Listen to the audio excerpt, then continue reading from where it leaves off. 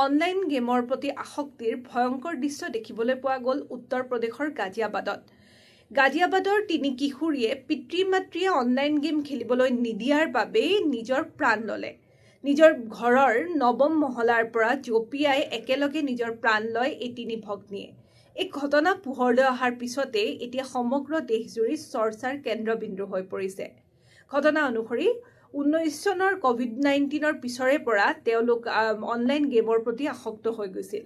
লাহে লাহে তেওঁলোকে এই গেমৰ প্ৰতি ইমানেই আসক্তি বৃদ্ধি পাইছিল তেওঁলোকৰ যে তেওঁলোকে বিদ্যালয়লৈ নগৈও নিজৰ ঘৰত গেম খেলি সময় অতিবাহিত কৰিছিল। তিনিও ভগ্নীয়ে একেলগে এটা কোৰিয়ান গেম খেলিছিল আৰু এই কোৰিয়ান গেমটোৰ প্ৰতি নিজৰ সন্তানৰ এই আসক্তি বৃদ্ধি হোৱাৰ পিছতেই চিন্তিত হৈ পৰিছিল তেওঁলোকৰ পিতৃ-মাতৃ। আৰু চিন্তিত পিতৃ-মাতৃয়ে তেওঁলোকক বাৰম্বাৰ এই গেম খেলিবৰ বাবে মানা কৰি আহিছিল। সময়ে সময়ে পিতৃ-মাতৃৰ লগত তৰ্কতো লিপ্ত হৈছিল তিনি কিশোৰী।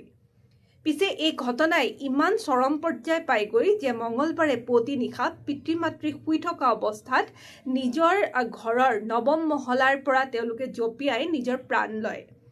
আৰু মৃত্যুৰ পূৰ্বে তেওঁলোকে এটা বিশেষ টোকা লিখি থৈ যায় পিতৃ-মাতৃৰ বাবে, য'ত লিখা আছে, মা পাপা তোমালোকে এতিয়া বুজি পাবা আমি এই গেমটো কিমান ভাল পাইছিলোঁ। এই ঘটনা পোহৰলৈ অহাৰ লগে লগে চিন্তিত হৈ পৰিছে প্ৰতিগৰাকী পিতৃ-মাতৃ, কিয়নো নৱপ্ৰজন্মৰ মাজত খুব সঘনে দেখিবলৈ পোৱা যায় এই অনলাইন গেমৰ প্ৰতি আসক্তি।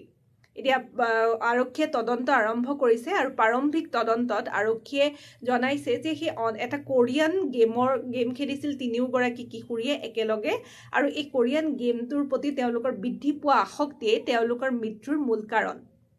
পৰৱৰ্তী সময়ত তদন্তত পোহৰলৈ আহিব ইয়াৰ আঁৰত অন্য কিবা কাৰণ আছে নে এই অনলাইন গেমৰ আসক্তিয়ে তেওঁলোকৰ মৃত্যুৰ প্ৰধান কাৰণ হৈ পৰিল।